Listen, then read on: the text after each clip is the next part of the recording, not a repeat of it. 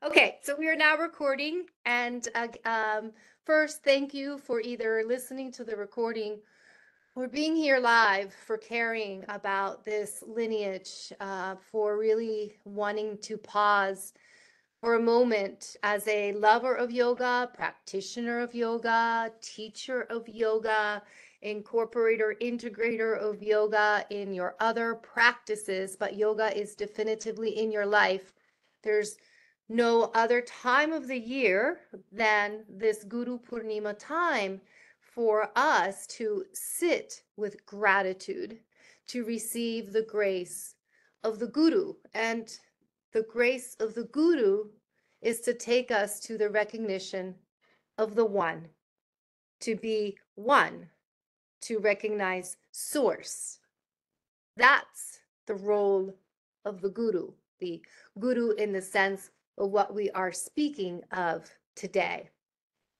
And for allowing us to be in really some meditation, some recognition as a day of prayer and intention setting. And I wrote a blog about it. There's actually a blog on the New Mexico School of Yoga, and there's the same blog, but then added to a bit, anyway, little slight variations on my personal website. And it's something I've honestly been writing about for quite a while as I researched the archives of Dropbox, and rightly so. And I realized that my connection to this day is, as I looked back on my history, I thought, wow, how cool that I can talk to the students and everyone showing up today about this day with me having a personal connection to the very lineage that we're talking about, because I have physically been to two of the places that are very much related to Guru Purnima. And for whatever reason, I had just that epiphany in putting this program together today. So there's that. So yay, thank you for giving me that teaching, Guru Purnima, because that's really what it's all about. In the West, I think we've recovered, but there was a Guru obsession and a search and a need to be and find this mystical Guru that was going to zap us with a potency, right? That was going to be our salvation in some ways, right? And we elevated humans to these places out of a need and a desire and a hope for this peace, this tranquility that desperately we are searching for and we want. Yes. So that recognition is what, quote unquote, offered us gurus, teachers, spiritual guides. And the word guru, we know, is a Sanskrit term.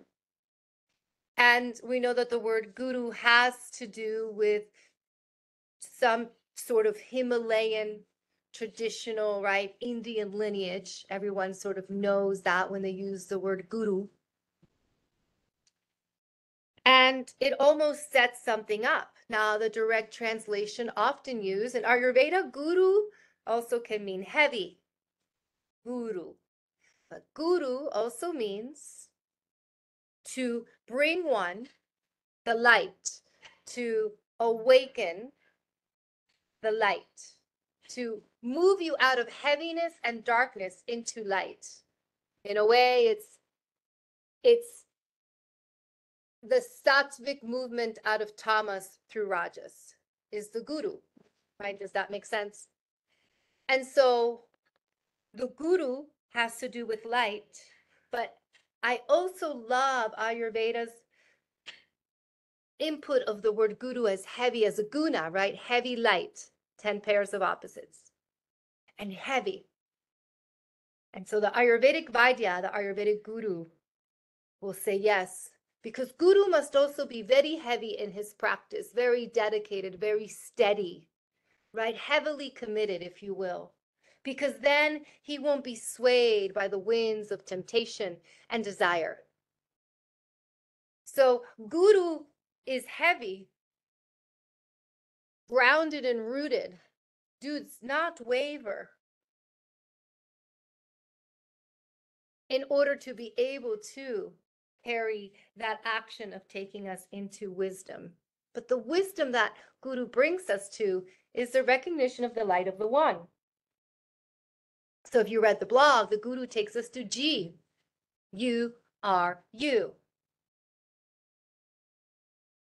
The Guru is within us. It's like the story of Anahata Chakra and the deer, the musk deer running all night long looking for the scent, recognizing, well, the scent is you all along. You're that sacred, beautiful, wonderful scent that you've been looking for and that you so desperately want.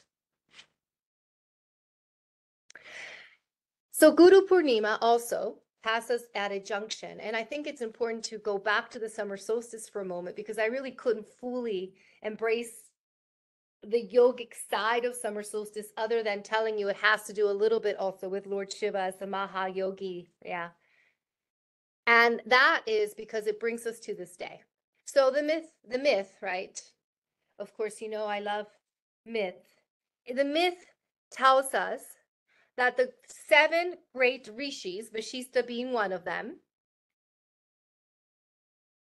the Sapta rishis, remember, they had yogic conferences in the Himalayas, and that's how they came to the wisdom of Veda and Ayurveda and everything else. So in their austere dedication, it is said that they sat for 84,840 or 84 years, hours, but you get the 84. Hence why that asana number that goes around with Lord Shiva. But they sat in so much dedication and meditation to recognize to, of course, what are they meditating on? They're yogis. They're meditating on stilling the mind, finding the freedom that is the space between two thoughts. They mastered that. And in that mastery, consciousness noticed these humans, right, doing such deep meditation. So Lord Shiva, as the sun turns, so to speak, from Uttarayana to Dakshinayana, from the north to the southern, right, trajectory, as that change happened, bright light shines upon the earth, and Lord Shiva sees this and decides that he will bring the wisdom of yoga to us mortal humans. And so, first and foremost, we have the alignment of Mahadeva or Lord Shiva as Mahayogi, right? So, a Shiva mantra could be very appropriate. Om Namah Shivaya. Myself, I have been enjoying Om Triambakam Yajamahe Sugandim Pushti Vardhanam Urva Rukamiva Bandhanam Mrityor Mukshiyamamritada. Yes, right? Very healing mantra. I found my mind going into, right, this negative space. Just the other day, I was like, oh, Mahamrityunjaya, right? So, and then I realized, yes, of course, that's why that's coming to you. Because we are here at the Guru Purnima, the cusp. All the Shiva mantras are coming to me. And then we have, of course, the recognition today. We should give thanks to who else other than chanting to Lord Shiva and really being in the space of Om Namah Shivaya. Tomorrow, tonight as the moon rises, and tomorrow, especially as the moon sets, I will be on the beach at 4:30 in the morning to watch that moon set over the ocean, even if it's pouring rain. I know exactly when the moon will be setting. May I see it or not? So, but so far, so good. And therefore, today is also the recognition of the great sage that most individuals in yoga know, Sage Vyasa, right? Vyasa, Vyasa, Vyasa. So Sage Vyasa is the greatest sage that we should all be greatly thankful for because he with the help of Lord Ganesha, wrote down the sacred Vedas, the Rig Veda, the Samaveda, the Yajur Veda, and the Samaveda. And accordingly, actually, he gave one Veda to different to these rishis to hold the knowledge of each Veda. The four Vedas, it was responsible to one person per Veda because that's how much they could remember. Of course, they had to start writing it down, and then they wrote it down. And he also wrote and published the Mahabharata, and Sage Vyasa is also responsible for offering us the Puranas, which are all these wonderful myths that we know about and we love. And notice that before the Mahabharata, there is the Ramayana, if you remember your like timeline of sacred texts. And the Ramayana belongs to Vashista. So it's why I got into the celebration mode of Sage Vashista just recently, because it is that time where the sages were, and he's also a Saptarishi, right? So this is the time like for all of that right now. And it makes sense with all this light because, you know, the days are going to seemingly realize that they are getting shorter. But also super cool on this day is that Gautama Buddha delivered his first sermon, his first teaching, his first like words, right? In a place called Sarnath, which is near Varanasi, India.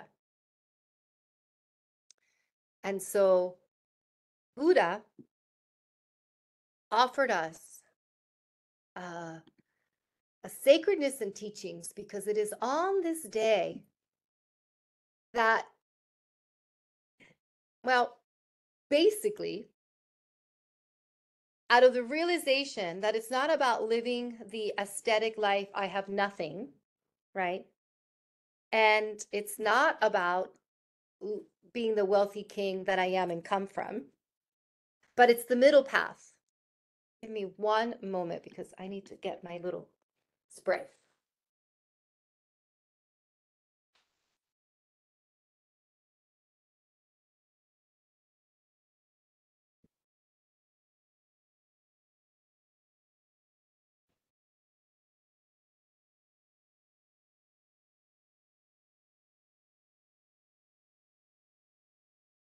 Okay, sorry.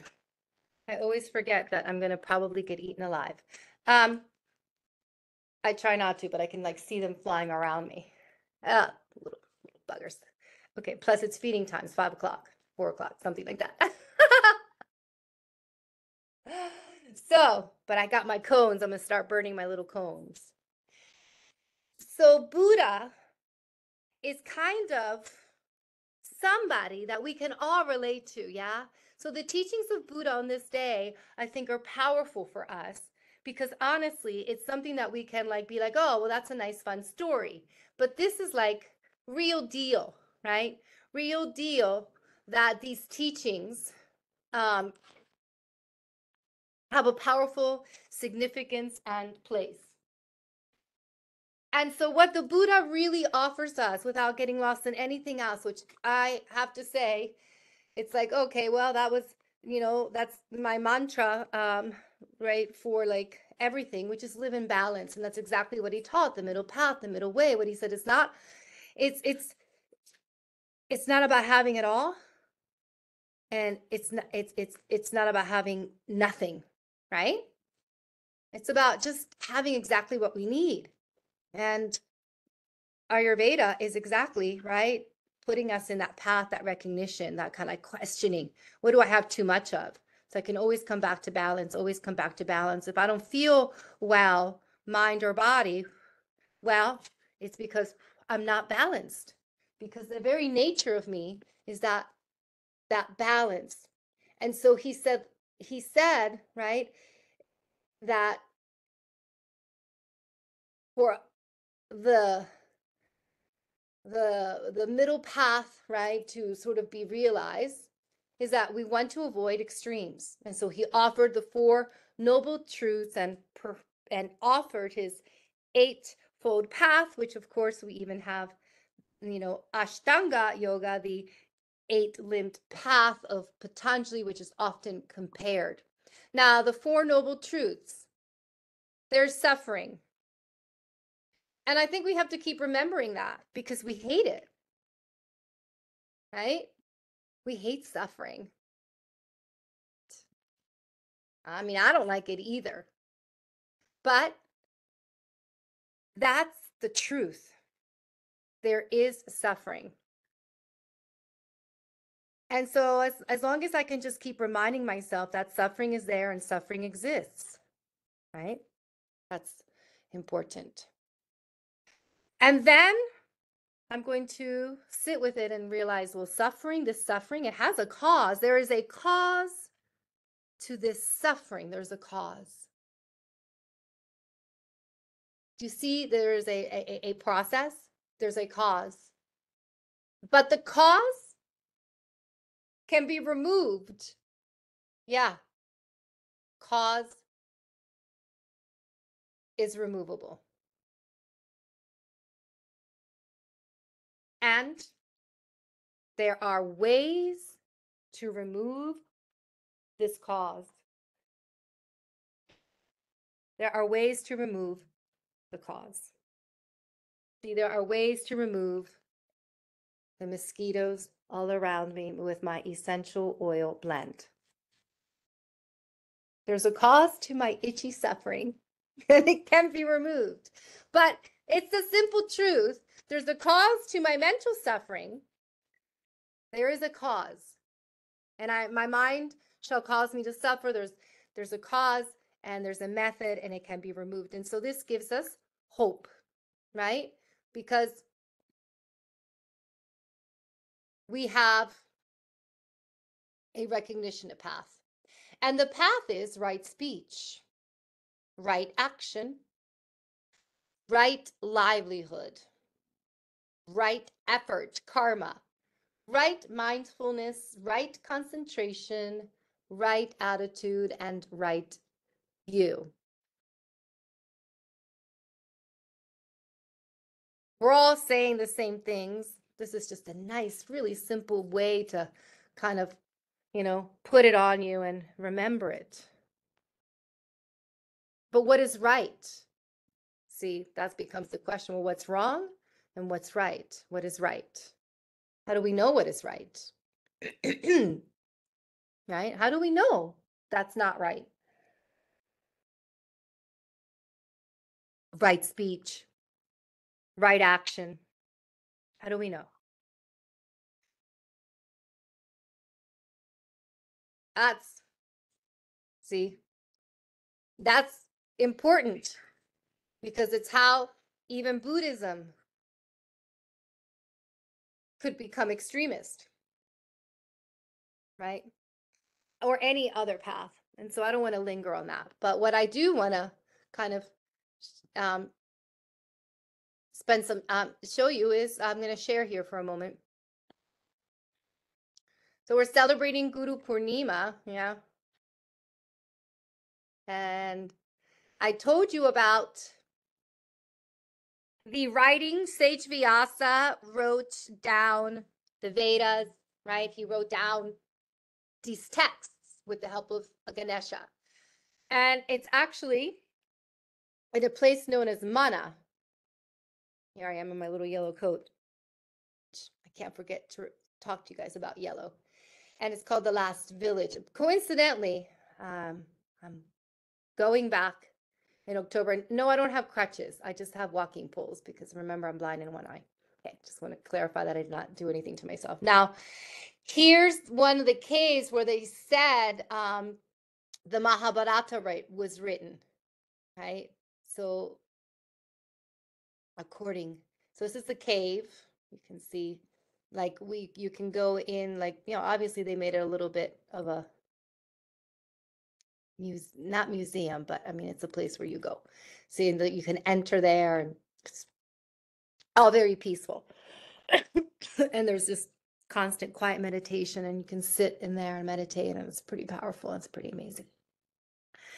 And so that cave is related to the story of Sage Vyasa, yeah? Kind of cool. And it's in a area known as Bhadranath. Oh, yeah. Bhadranath. And so even here, this holy ground is so holy that at the end of the Bhagavad Gita, right? So obviously you have the battle and all this at the end. And so everything's restored and goodness comes. Well, the Pandavas, the five brothers, including Arjuna, they're like, well, now we really just want to like like go to the aesthetic life, right? Like they went looking for what's known as the stairs to heaven, and obviously I went looking for them too. Now I didn't put all those pictures on here, but on the path to on the path to find these steps to heaven, which literally is like at 13, 14,000 feet, and you're like barely breathing, and you're like, yeah, now I understand because I'm gonna die, and that's I'm gonna get to heaven.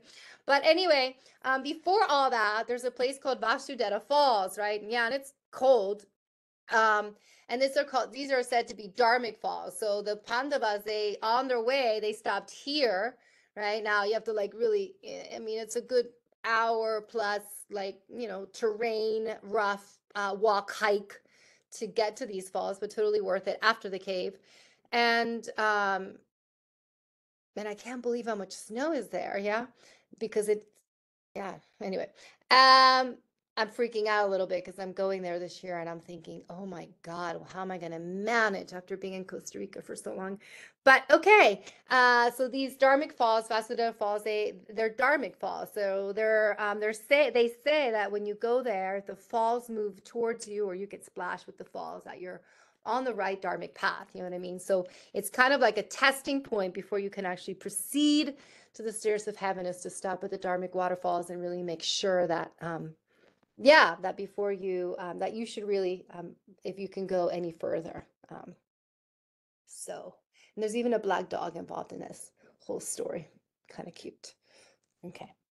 Then here's Sarnath, by the way. So I went there too. So this is where Buddha delivered the sermon. So you can definitely see it's an archaeological site.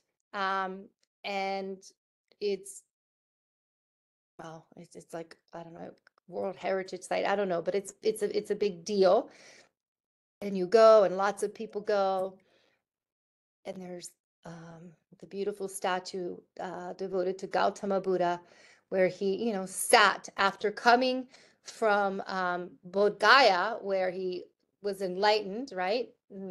Then he came here, and upon coming here, he didn't look like the yogi. Do you see what I mean? Because he wasn't fat, but he wasn't like super thin. He was juicy. Not fat. I don't want to say that, but do you know what I'm saying? Like, he just didn't look yogic, but also didn't look like the prince that he was. Right? He just looked like this normal guy. And so he, in a way, almost was slightly disrespected, right?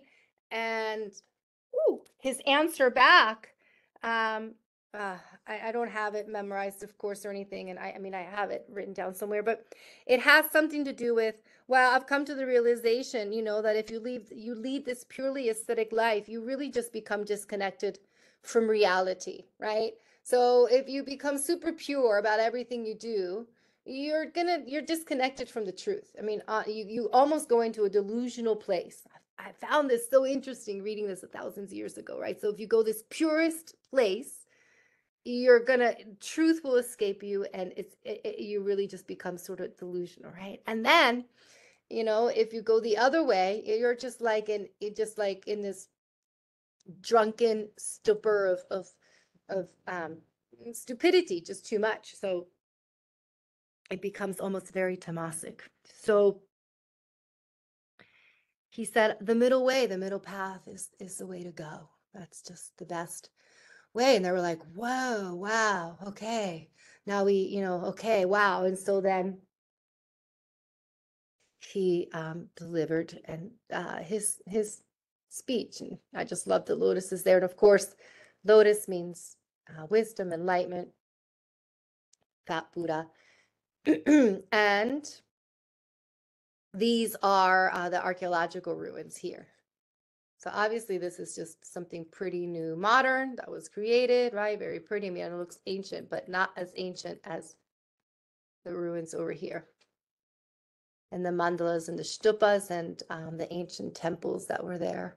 You have to realize that India has gone through such a history of being raped of its culture, raped of its gold, raped of its everything.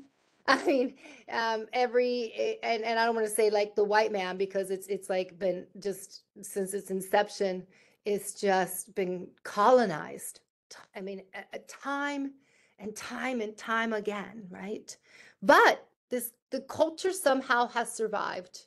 Like somehow, right?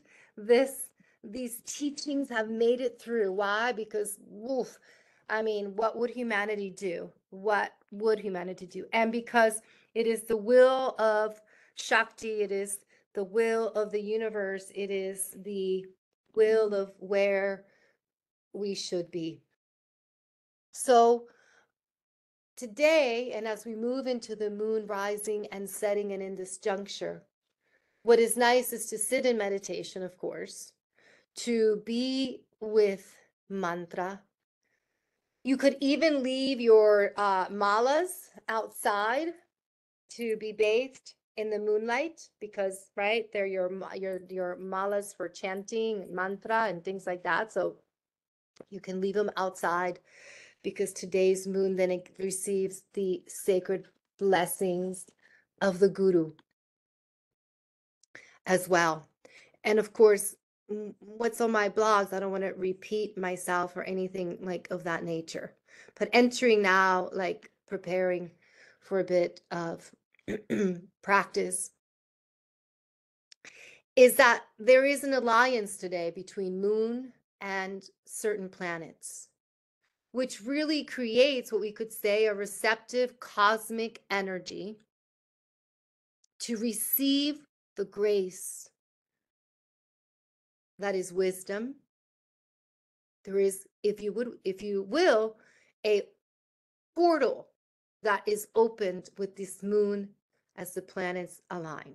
And it's why it's chosen. And it's why so many things happened during this particular moon planetary alignment post solstice. So, if anything, open yourself up to be receptive to receive the teachings of grace, of receptivity to whatever it is that you need. The whole night in India could be spent meditating, singing, and, obviously being with the guru. Some famous gurus like Amma, the hugging saint, great celebrations, I'm sure, go on there. When Vivekananda was alive, when Gandhi was alive, honestly, I am sure he was highly celebrated. So this is a time that if you didn't run to be with an individual that perhaps has that connection for you, right? Then they just are invited to our heart. We sit under the light of the moon and know that the reflection of that wisdom is what's there in the fullness of this moon for us. To give thanks to all the sages, all of the saints that have come upon planet Earth so that these traditions can continue to pulse through our lives daily. So the first yogi, yes, Lord Shiva, to the modern yogi that we all recognize as Buddha. But get out of your way, right? This junction and really sit in receptivity. Empty your cup. Deepen your sadhana, meditation, and mantra tomorrow morning. Get up earlier than you would, perhaps. Or make a dedication Monday night to really be with that setting moon, to try to see that full moon. It's peaking technically Monday morning. But it is the most important time for us to surrender to an inner grace.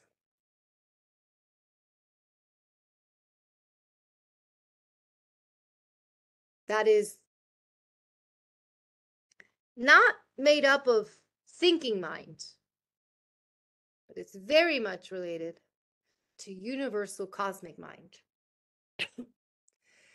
Now, also in this tradition, if we think of cosmic and celestial energy, we cannot escape to think of the guru in the sky, Brihaspati, Jupiter, as a planet. Hence, why I'm also wearing yellow. So it's nice tomorrow to wear white and yellow. Yeah, white and yellow for the moon and for Jupiter. Because Jupiter is the guru, Brihaspati, teacher. And he has a special placement in the sky tonight, obviously. Yellow, happy, round, jovial Jupiter. But the teacher, the guru's guru in the sky. Jyotish would say all great teachers have a well-placed guru that has them be teacher. That's obviously related to Dharma, but our Dharma isn't to be a teacher. If you're like, oh, my Dharma is to be a teacher, well, how do you teach? What makes it so unique in the way you teach and how you teach, right? So you have to keep going and going and going because it's very unique. But this Guru Purnima is about Dharma, is about our purpose. So part of this juncture is if you open yourself up to grace, face north, east, east, but really I feel like northeast is a great direction because the north is where you ask questions, right? And the east is the light of the sun and the grace. So northeast feels like the powerful direction to sit with tomorrow or in this junction. Because it's also, we want to open up to receptivity to be taught. So we have to be willing to listen, right? We have to listen. So we have to quiet the mind in order to listen. But this is a really great time to ask a question you need guidance on. You need support on. I need guidance. I don't know what to do here. You need the grace of the Guru to help you. So what do you need the grace of the Guru to help you with right now in this time? Try to breathe that in for a moment. What do I need? What do I need the Guru to show me? And I just have to listen because I know this is about cosmic wisdom. So be deep in that questioning. Deep. What do I need? So what do you need? What do you need and want to ask so that you can receive the grace of wisdom? What do you need support on? What are you confused about? Unsure? Where is faith missing or lacking?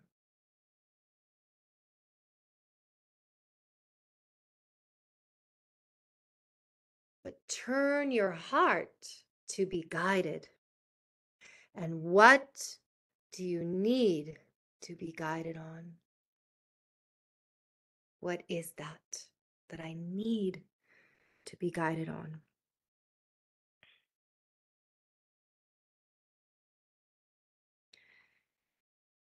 You, unique to you, right? Really embrace what is needed for you, not others, right? The Guru is a direct relationship, you and the grace of the one, the grace of what will guide you to greater light, to greater awakening, to greater wisdom. And when physical guru is not there, what is the most amazing thing about all of this is that you can be sure that guru is there. When you pause, when you stop, when you listen, when you feel that pause between your two thoughts, when there is a true emptiness, slowly, slowly, just sitting, the heart will speak. The heart will speak because that's where the guru is. Heart. And hence the mantra Om Guru Sakshat Om Guru Brahma Om Guru Devo Maheshvaraha. Right? Guru at the heart. Tasmai Shri Gurave Namaha. Right? That's the end. Is at the heart. At the heart.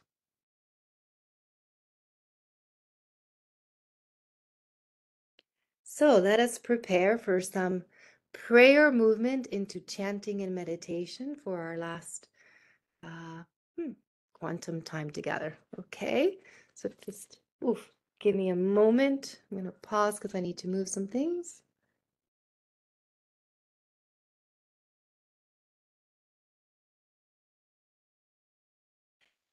So just simple Vajrasana here.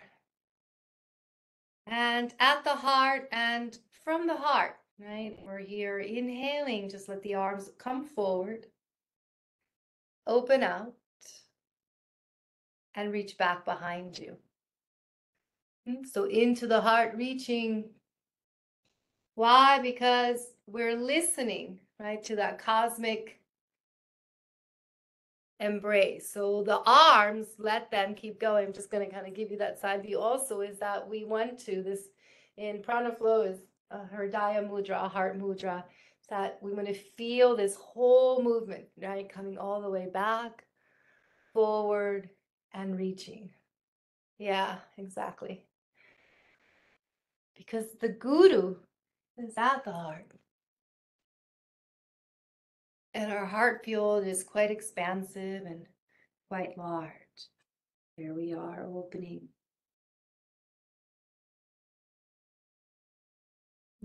Beautiful. Keep moving just like that.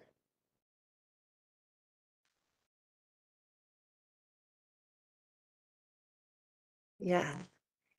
Now, see if you can pause with your hands right at the heart and think of going up and out and down, and then coming forward from the heart, out, down, and coming up and out.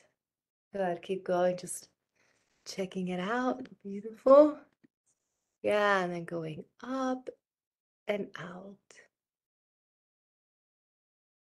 So we go up and then we go forward. After we go up, we come down and we come forward.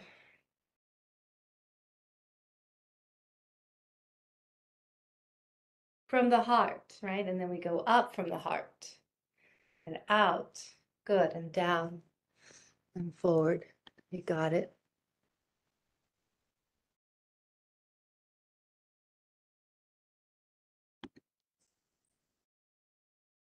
Beautiful. Now pause at the heart here. And so here, as we pause at the heart, connecting, feeling the mantra, Guru Brahma, Guru Vishnu, Guru Devo Maheshwara. Maheshwaraha Guru Sakshat Parabrahma Tasmai Shri Gurave Namaha. Yeah, feel that? So now, feel arms start to go up. Guru Brahma, Guru Vishnu, Guru Devo Maheshwaraha, Guru Sakshat Parabrahma, Tasmai Shri Gurave Namaha. Can we rise? Yeah, I'm gonna do that again, obviously. So let's start here. Just think Om, Om Guru Brahma, Guru Vishnu, Guru Devo Maheshwaraha, Guru Sakshat Parabrahma, Tasmai Shri Gurave Namaha.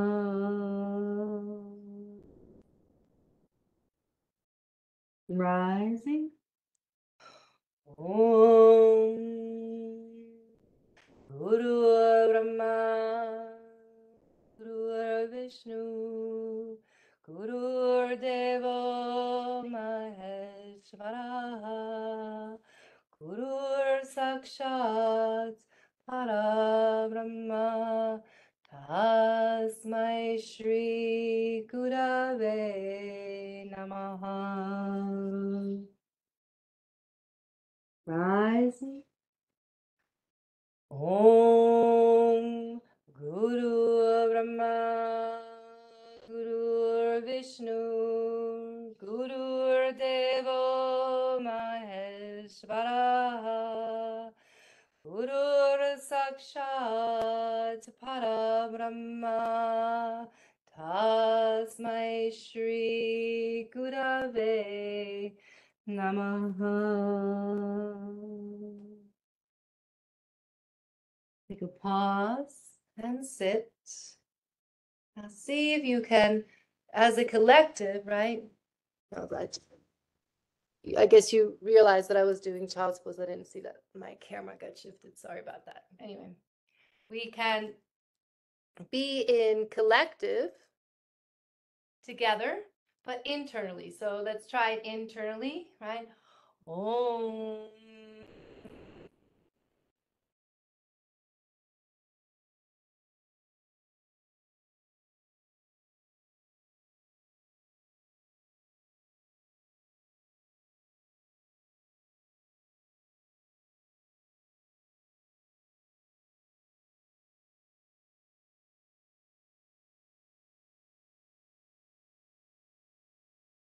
Sitting up. So on your own, again, just follow your mantra. Om.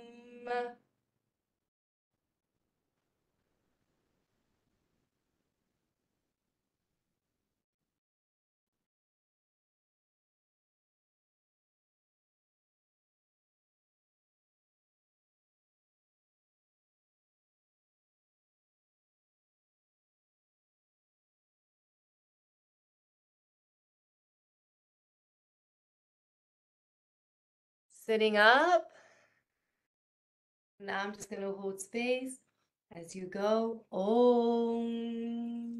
And begin internal mantra.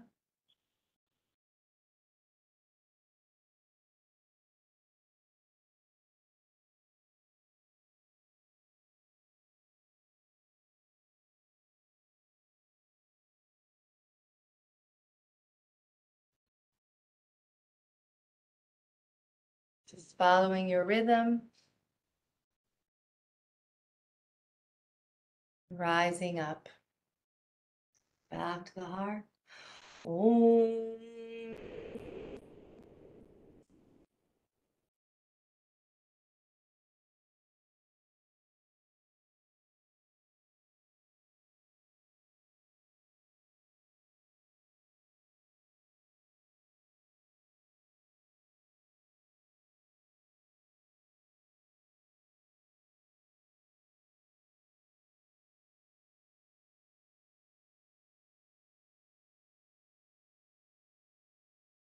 So slowly as you sit up.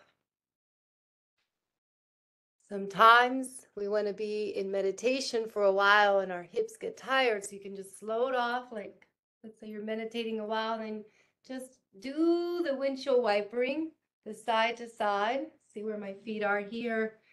So as you come off, then just let your feet relax and move your hips side to side. Tell you why. Here.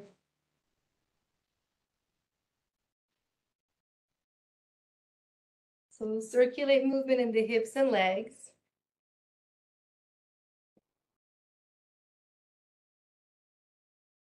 So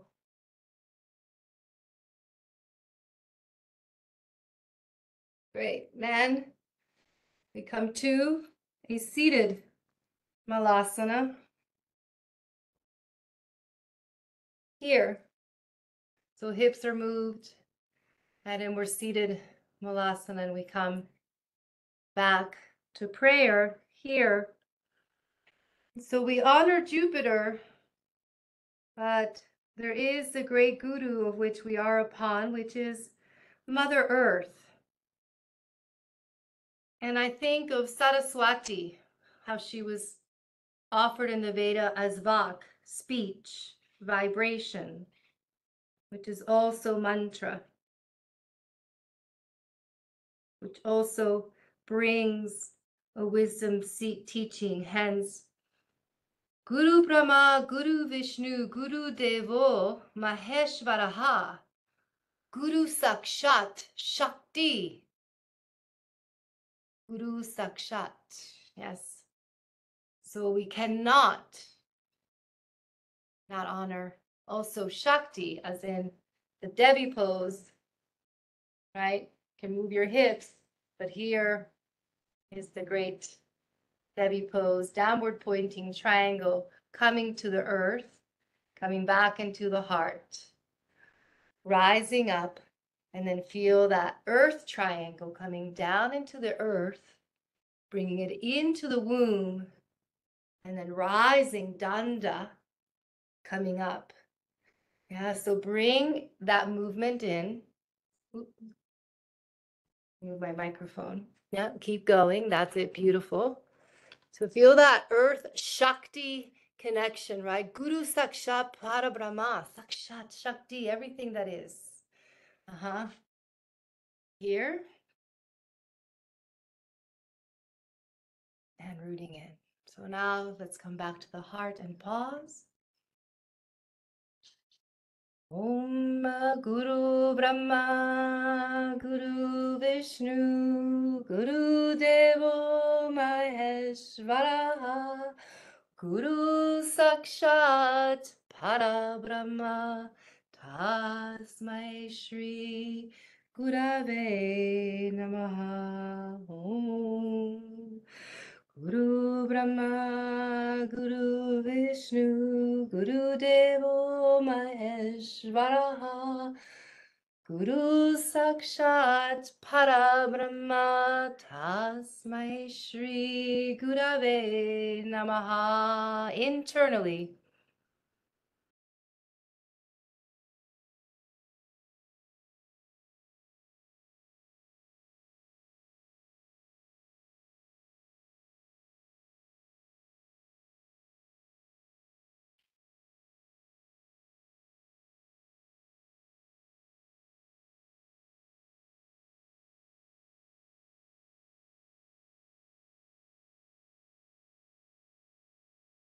Last cycle.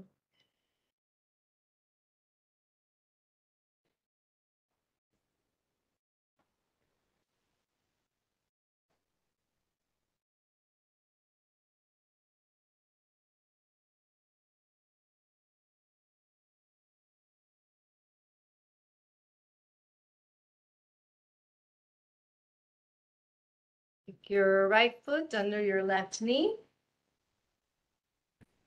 Allow yourself to sit. Lengthen into the danda.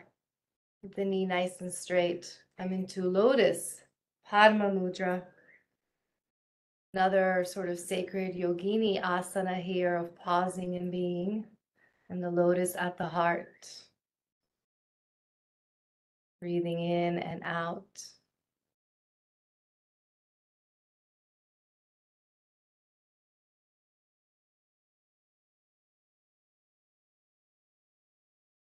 So emptying. Asking the sacred question.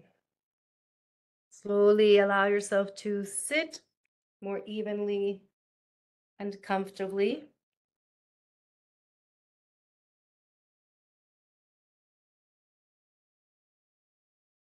And Padma Mudra, the wisdom lotus at the heart, is also another way to empty out, right? Empty, empty. So come with Padma Mudra, but inside, you're empty. And the lotus is really just the offering to sit with grace.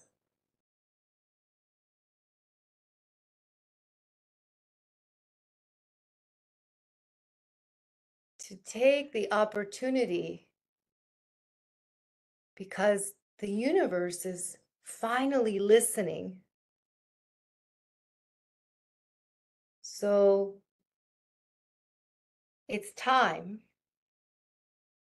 to carve out some time in this junction, 24 hours, if you will, to sit and become clear, authentic.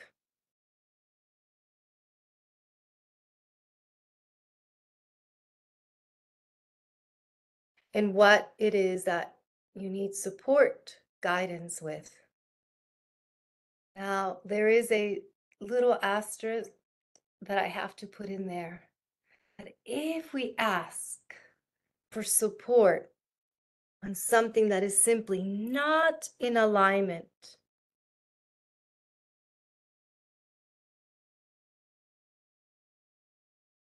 probably not coming your way. So when we need to be guided,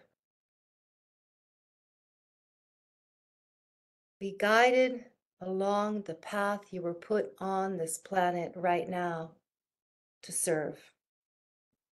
So ultimately, grace of the Guru shall always guide our dharmic path. Karma action. May the Guru grace you with the karma aligned with Dharma.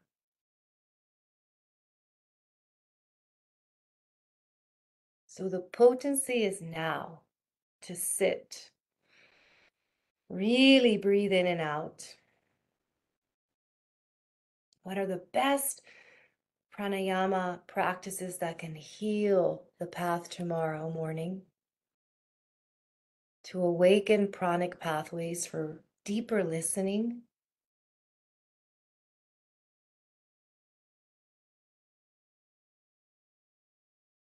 You don't have to actually do anything other than align to listen to the divine. All you have to do. So nothing to purchase. Show up with an earnest heart, quiet mind. Listen. The portal is opening. It's here. First, gratitude to this life, to being here, to even knowing about all of this. Thank you, all the rishis. I bow to all the teachers. I bow to all the beings of light that I have come upon and have yet to reveal themselves to me and for me.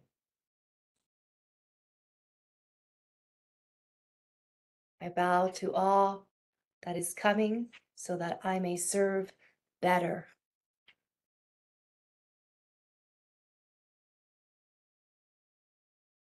May I connect to true purpose. And may I receive all the tools I need for what it is that I am here to do. Guide me, teach me,